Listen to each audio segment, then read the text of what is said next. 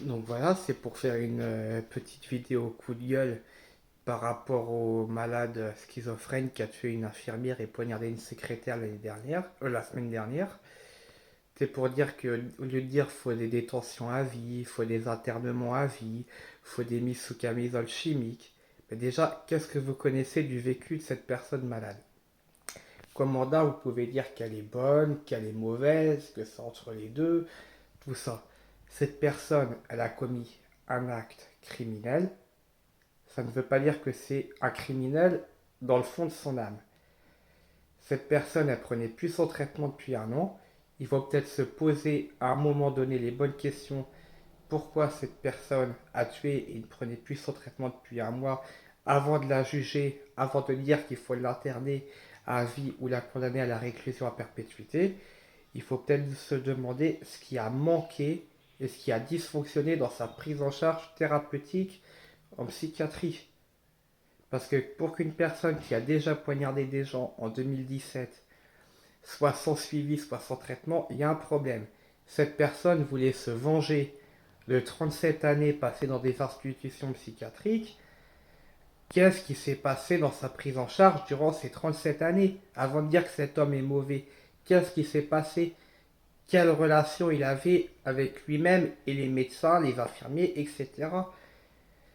Comment ça s'est déroulé? Est-ce qu'il a été mis en isolement? Est-ce qu'il a été attaché? Est-ce qu'il a été tutoyé? Est-ce qu'il a été traité comme un enfant?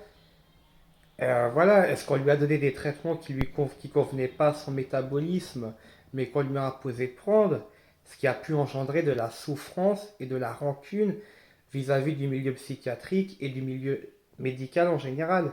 Je suis d'accord que la personne qui l'a tué, c'est une infirmière urgentiste, ce n'est pas une infirmière psy.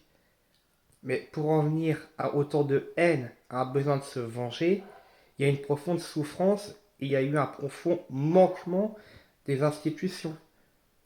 C'est comme l'affaire Romain Dupuis.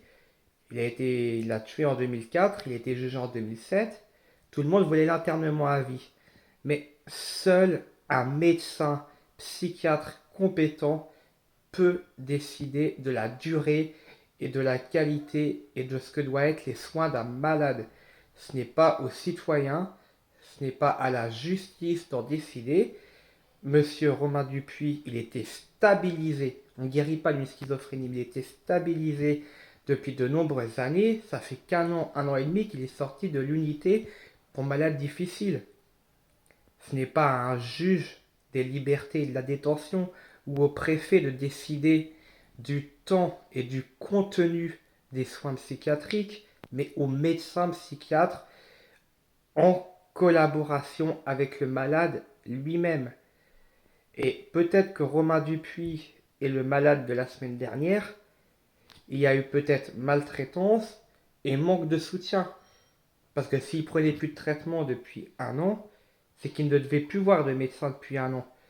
Alors qu'il avait déjà poignardé des gens en 2017 d'une institution socio-psychiatrique. Donc comment ça se fait qu'en ayant déjà poignardé 4 personnes, il s'est retrouvé sans traitement? C'est bien qu'il y a eu un manque d'écoute et d'accompagnement de la part des médecins psychiatres. Parce qu'il y a tout un système en France qui fonctionne mal.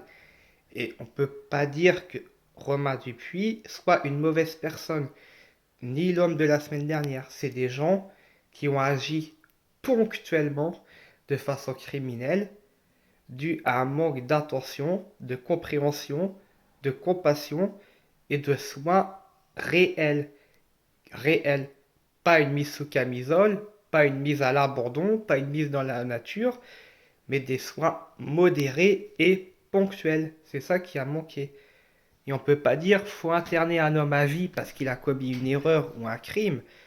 Il faut chercher à comprendre pourquoi on en arrive à ce stade et pourquoi, dû à un dysfonctionnement de l'État, des institutions et des médecins psychiatres, des personnes perdent la vie et d'autres, en quelque sorte, les malades perdent la leur aussi parce qu'ils se retrouvent 20 ans à vie en UMD. Donc il faut chercher ce qui a merdé. Peut-être que cet homme de la semaine dernière qui s'est vengé, il a peut-être été infantilisé, il a peut-être été tutoyé, on lui a peut-être donné des traitements Il avait besoin d'un traitement, attention, mais elle a peut-être donné des traitements que son métabolisme n'était pas compatible. Peut-être qu'il y a eu des prises de poids, il y a eu un mal-être dans son corps, il y a peut-être eu un manque d'échange entre malades et soignants qui a commis à une souffrance, qui a commis à la vengeance de cet homme. Mais conduit, pardon, pas commis. Mais on ne peut pas juger la personne malade déjà d'une part et la personne qui s'est vengée d'autre part. Peut-être que cet homme a voulu que la peur change de camp. Parce qu'il y a peut-être eu des intimidations d'internement sous contrainte, voire des internements sous contrainte. Il y a peut-être eu des mises en chambre d'isolement, des contentions, des traitements involontaires. Tout ça est à prendre en compte. Tout ça est à prendre en compte. Il ne faut pas pardonner à 100%, mais réfléchir à ce qui a manqué.